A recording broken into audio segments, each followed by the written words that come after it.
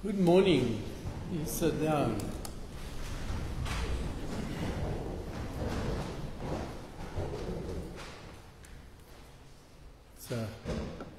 It's another beautiful day. I'm scared to say it, but it's 2 days in a row of sunshine after this month that we've had. And but the rain is also very necessary. But welcome. It's very good to see you.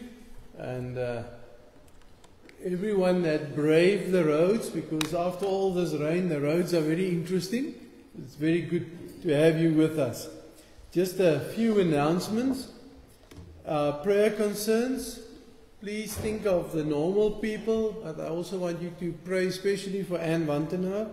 She's going to have a stent replaced, but now they've extended it till next week, and she's not that well. So please keep her especially in your prayers.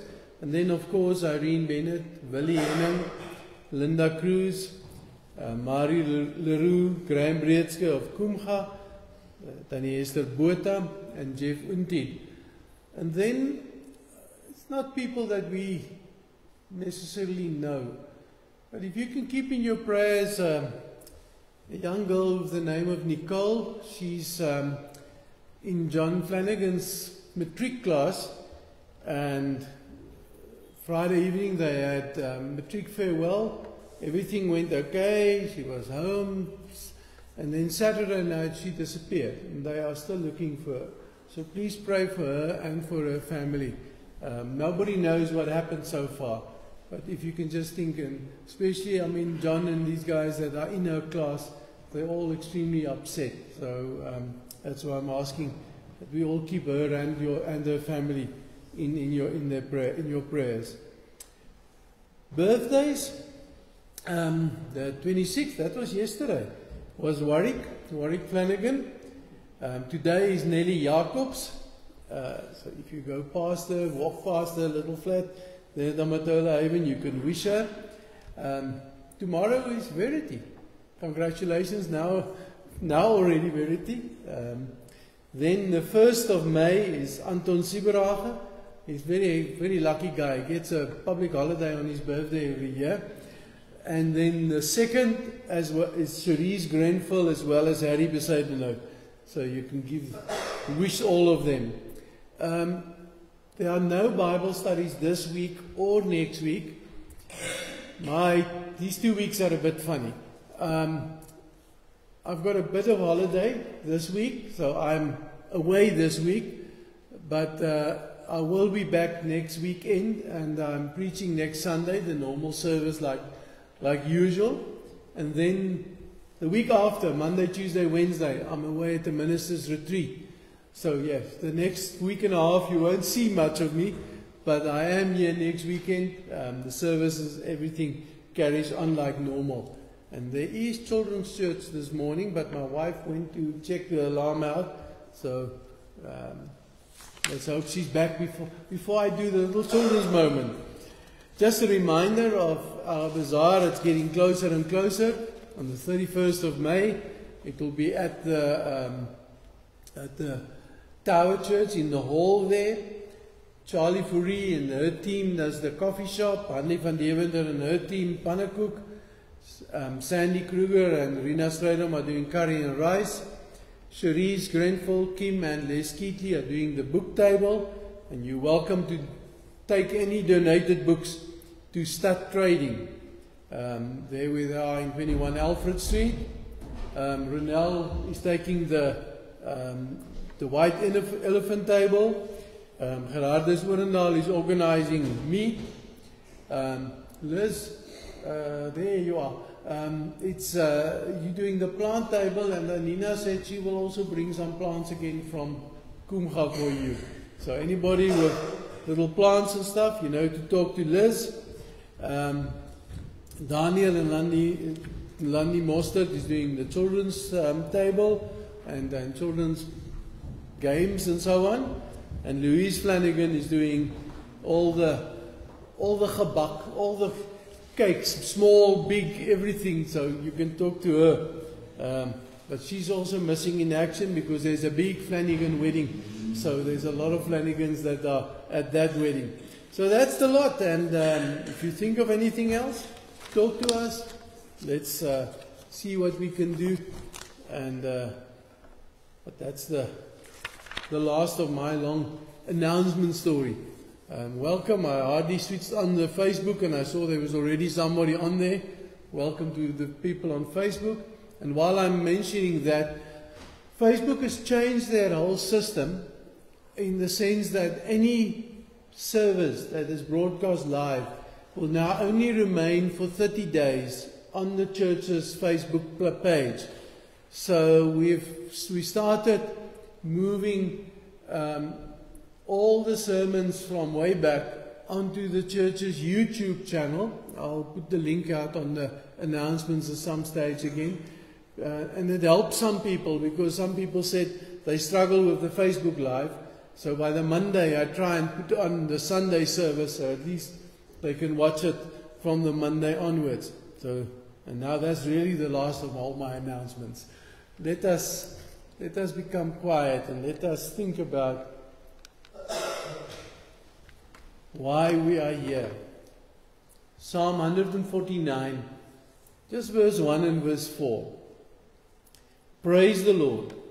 Sing to the Lord a new song. His praise in the assembly of His faithful people. Hallelujah. Sing vir die Here 'n nuwe lied. Sy lof in die byeenkoms van die getroue volgelinge. For the Lord takes delight in His people. He crowns the humble with victory. Want die Here is sy volk goedgesind. Hy vereer verdruktes met oorwinning.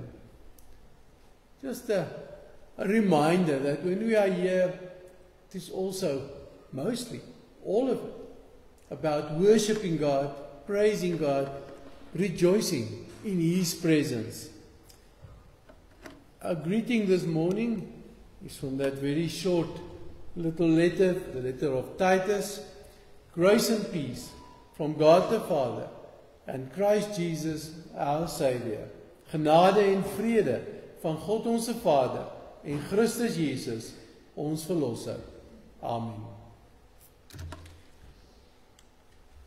Before I start talking to the little ones, those two can come and join here in front. The guy up there, it's a painting of St. Augustine, obviously in the years 350 thereabouts after Christ. They didn't have any, there were no cameras. So that's a painting of St. Augustine. And so it was an interesting guy, a bit rough around the edges. His mom prayed for 30 years for him to come to the Lord, and he eventually did. And if you go and study today to become a minister in just about any denomination, you will also learn and read some of what St. Augustine said. And this quote spoke to me around in this Easter time. The cross was a pulpit in which Christ preached His love to the world. That's something to remember. That's what the whole cross was about. But I've got something else I want to know from these little ones. This morning we're having a very interesting story where Peter and some of the other disciples were chucked in jail, and then they got out of jail, but they didn't run away. They went and they stood in the temple where everybody could see them, and they preached about the love of Christ, the love that Christ had for us. And then they were grabbed and said, "You're not allowed to preach about this love. You must be quiet." And they said a funny thing. They said, "I must obey God more than people."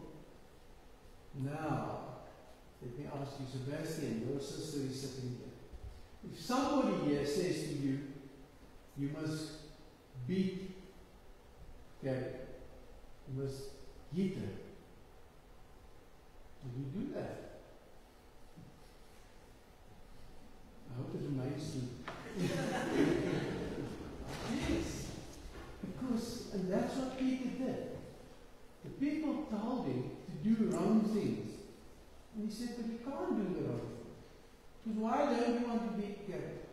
that a good thing or a bad thing?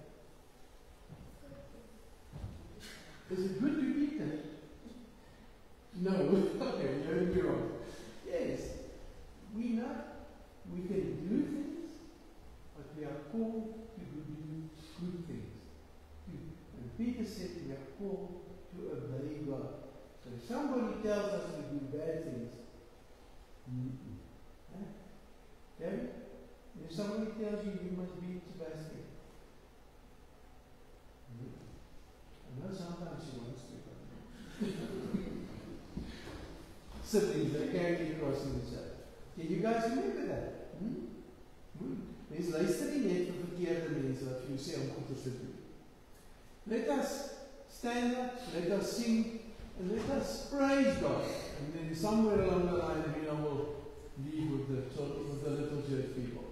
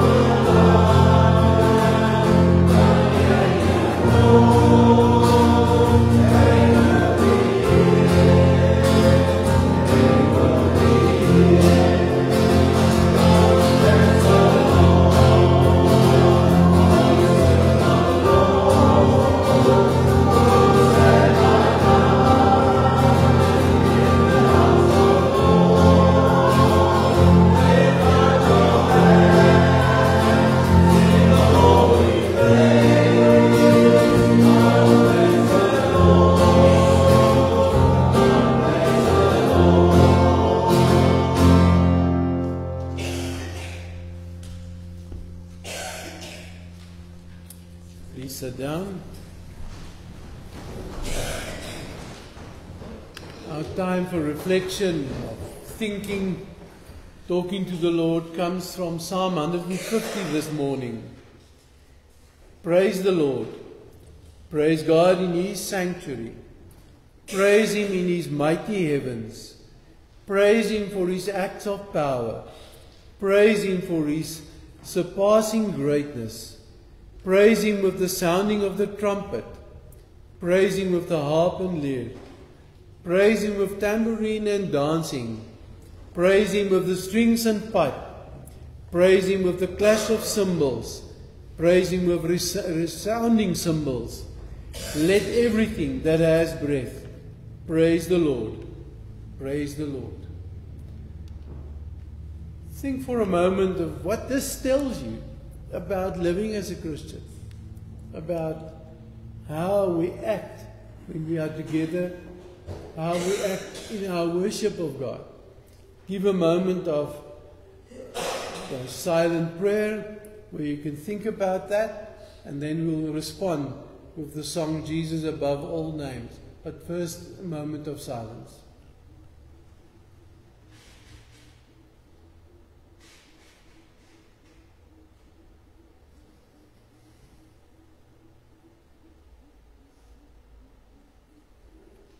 Amen.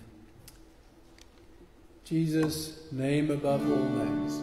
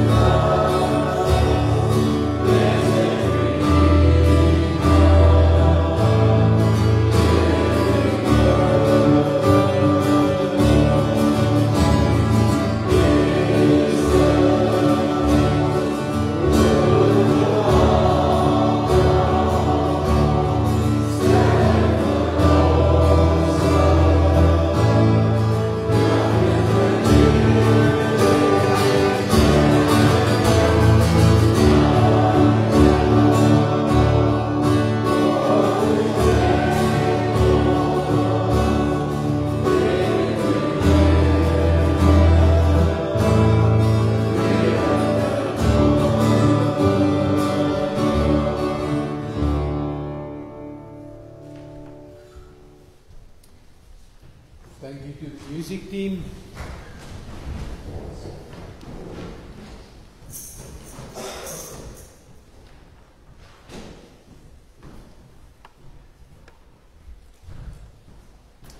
Let us just bow our heads in prayer.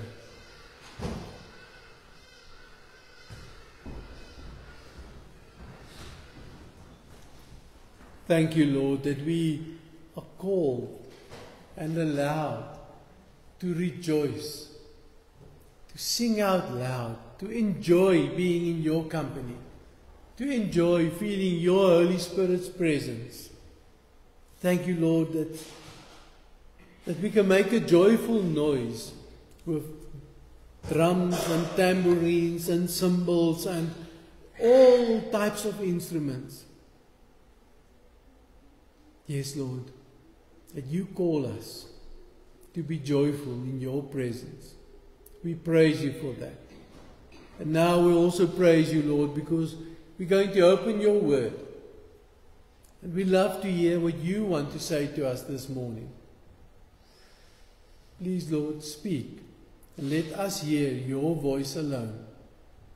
In Jesus' name we ask this. Amen.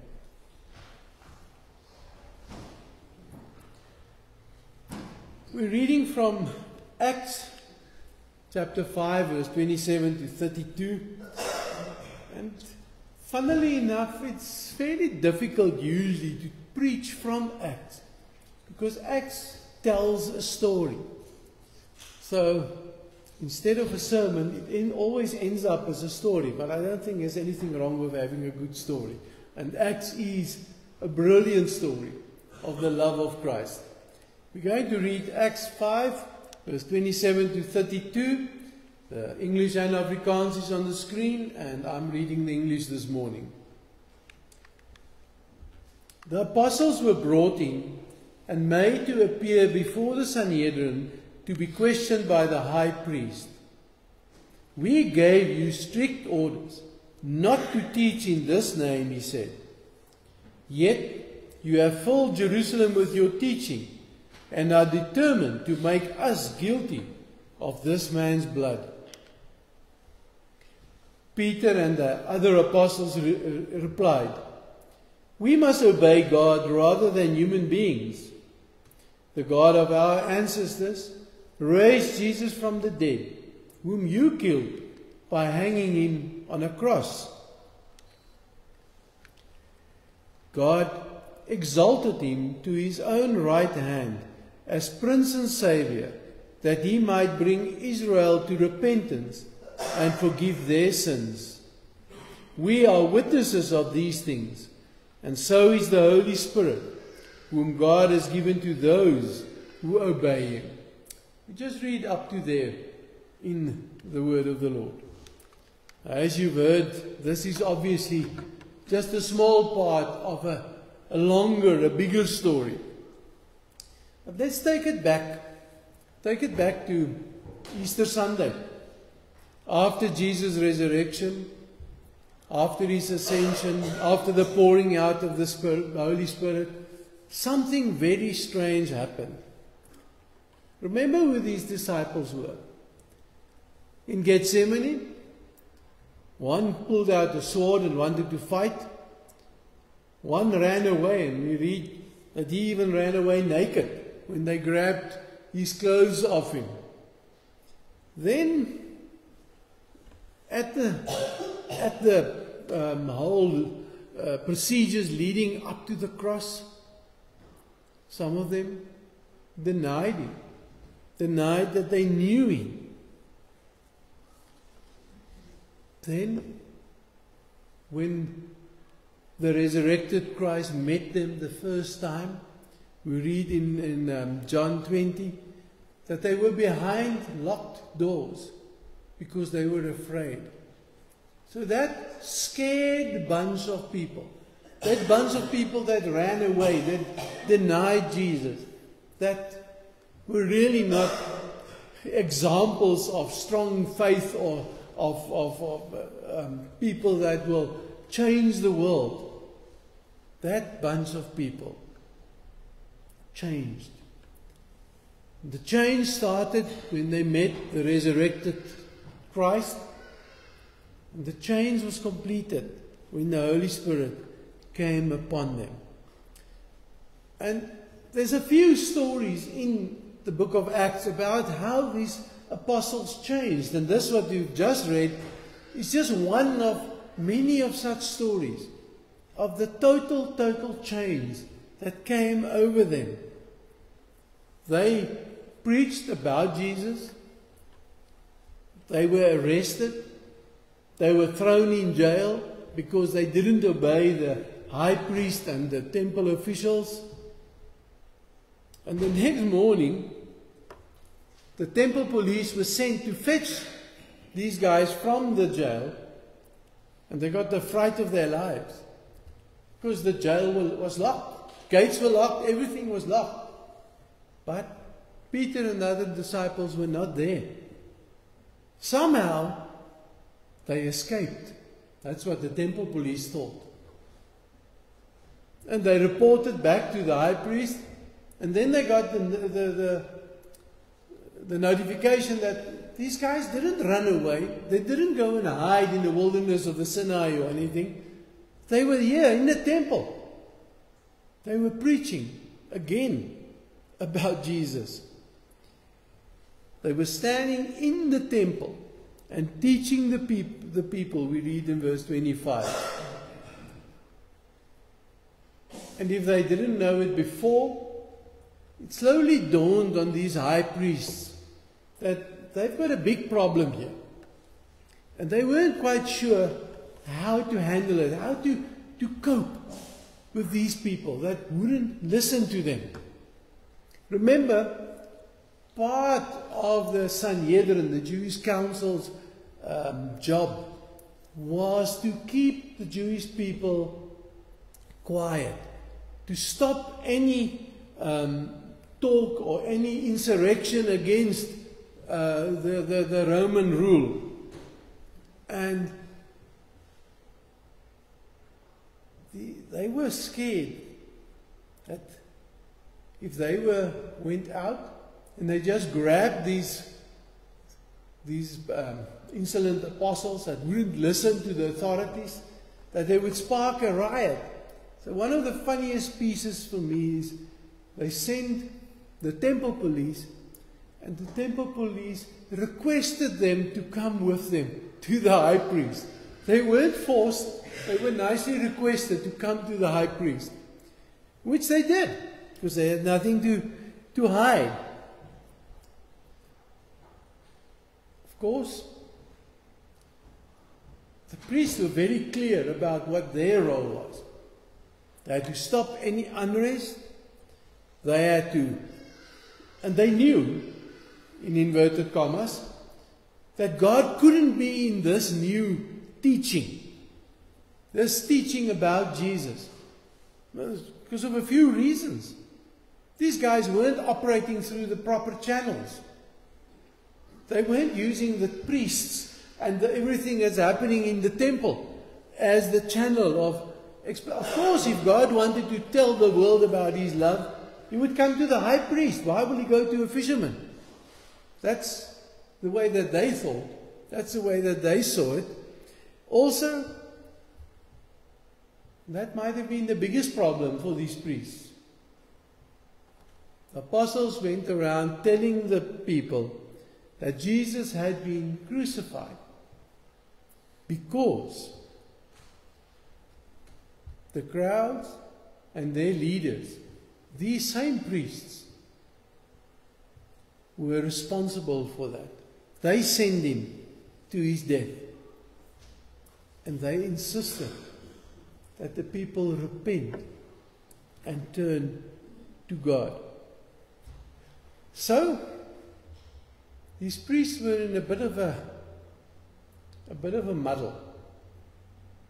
They couldn't do anything openly to the apostles because they were too popular amongst the people. And you know why they were popular. If you go and read before Acts 5, the rest that's there, they healed the people, they cared for the people, they helped poor people. So they couldn't do anything obvious. But on the other hand, they couldn't let this sort of talk carry on. It will end up with them as high priest and the rest of the Sanhedrin looking very, very bad. You can't have that. You can't have people in authority looking bad. I mean, really, what do they think? So, the apostles were there and they give this answer.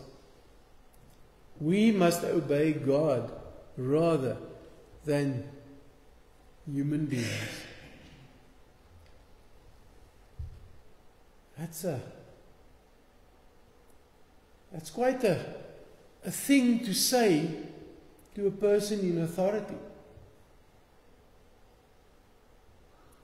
If you just think of the way some people in authority react when people oppose what they put forward as the best idea. And it happens all over the world. It's happened in the past. The ones of us that had the misfortune, so I call it that, of being in PW and Sons, of going to the army and being chased around by corporals and so on. If you try to tell that corporal he's talking nonsense, I mean, yeah, you would have known all about it, believe me. And so people in authority don't like hearing, number one, that they're wrong, and number two, that there's a higher authority than them. And that might have been another problem for this high priest. How can it be? He as the high priest is God's representative on earth. So much so that he sometimes, I think, forgot that God is still there. Because what he said was law. What he said was how things should happen. And these insolent fishermen come and say we must obey God rather than men. Well, that's a well-known story. And it's a story that's repeated a few times in the book of Acts, because it happens over and over again. And I was wondering now, what does that say to us today? Because none of us, I hope, are often in a situation where people will tell us, keep quiet about the love of Christ. Keep quiet about what Jesus has done for us. Keep quiet about the grace of God. Oh, it happens, but not that often. But there's other ways of looking at this as well. If we don't get the same opposition as these apostles, I think all of us can remember or relate to people that sometimes get sneered at or mocked because they believe in Christ. What story is this? Doesn't make sense. Or we contribute to it ourselves. When the wrong kind of talk is there around the Braaivleis fire or in our social interactions, we keep quiet. When other people are degraded or when the wrong jokes are told. And all of that, in the end, is the opposite of what Peter said. It is obeying people rather than God. Because we are called to be witnesses. Yes, Peter, can you believe it? The impulsive Peter becomes the spokesman there in the temple in the early days and tells people over and over again of the love of Christ. Now often we often say we don't have the words, we like Moses, Lord, I can't speak. But even if we don't speak, actions always speak louder than words. Our actions will show whether we are obeying God or obeying people. Who are we following? And that's not something to take lightly. In the book God in the Dock, C.S. Lewis writes, and he talks about faith in Christ. And he says, Christianity, if false, is of no importance. If the story of Jesus is not true, so then it doesn't matter whether you believe or not. But then he carries on. If it is true, it is of infinite importance. So when we say we follow Christ, when we say we believe in Jesus Christ, believe in the one that was born, lived, died, resurrected, ascended to heaven. If we say that, then it becomes, to use C.S. Lewis's words, of the utmost importance to live from that faith, to show that faith. Yes, in word, but also in deed. Becomes the utmost importance to show that the love of Christ have changed me. It is not something, as C.S. Lewis puts it in the rest of that little quote, it is not something that's only moderately important. Our faith, our adherence, our obedience is of the utmost importance. And here in this time after Easter, it's maybe a good time to ask ourselves, what is important for me? What speaks to me? Because that influences the way I act, that influences the way I talk to people, it influences the way I talk about people, it influences my whole life. And that's what C.S. Lewis talked about when he said, Christianity, the faith in Jesus Christ, is of infinite importance. All of us live our lives every day. All types of things happen. Some of us here have had some hard knocks this last year.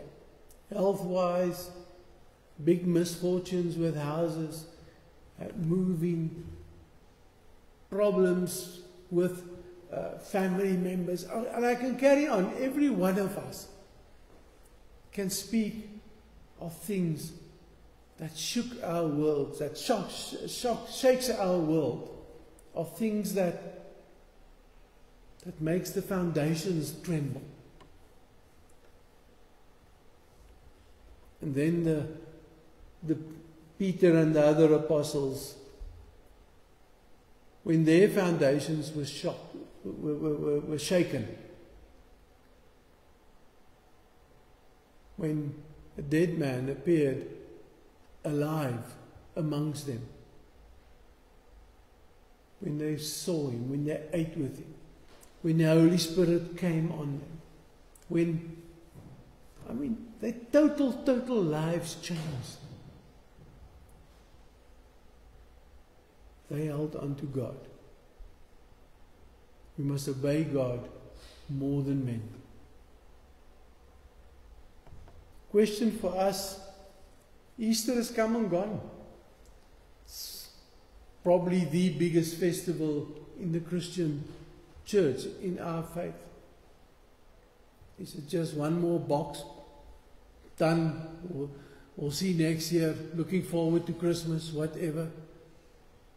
Or is it really of such infinite importance that it changed the way I live, the way I interact, the way I do things? Because obeying God, rather than people, rather than fitting in with the crowd, is of infinite importance. That is what it is about in our lives. May God grant us that peace and that strength and trust in Him to obey Him rather than people. Amen. Let us bow our heads in prayer.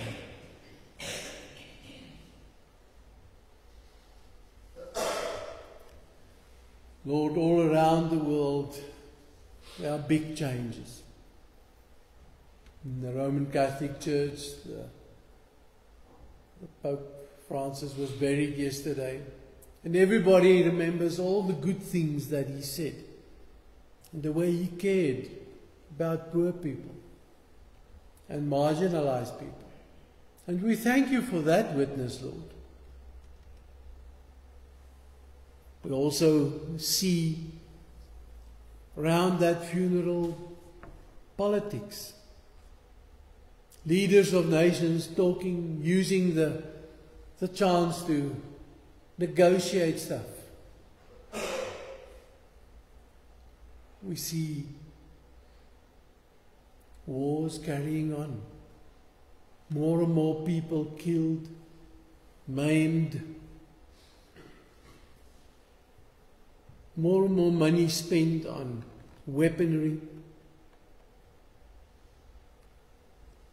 And in this we just ask, Lord, how is it possible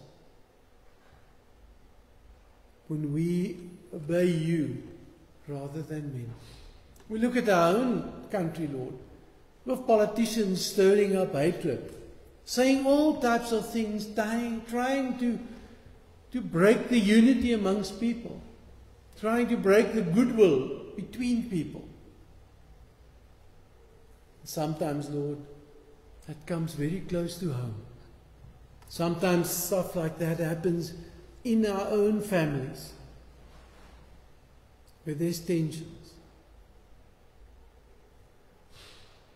where we badmouth each other. In all of this, Lord, we just come, we pray,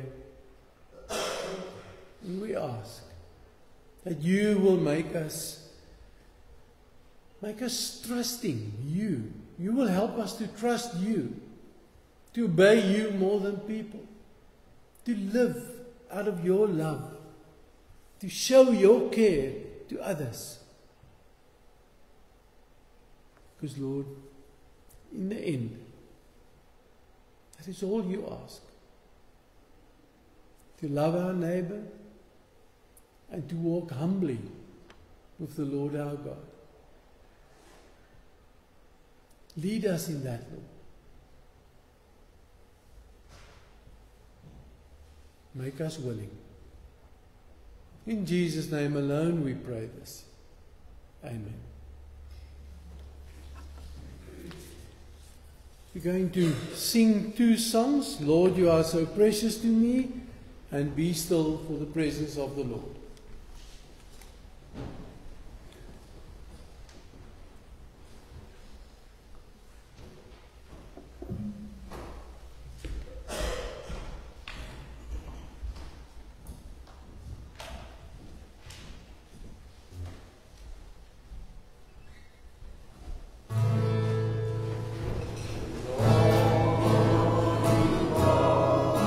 So precious to me.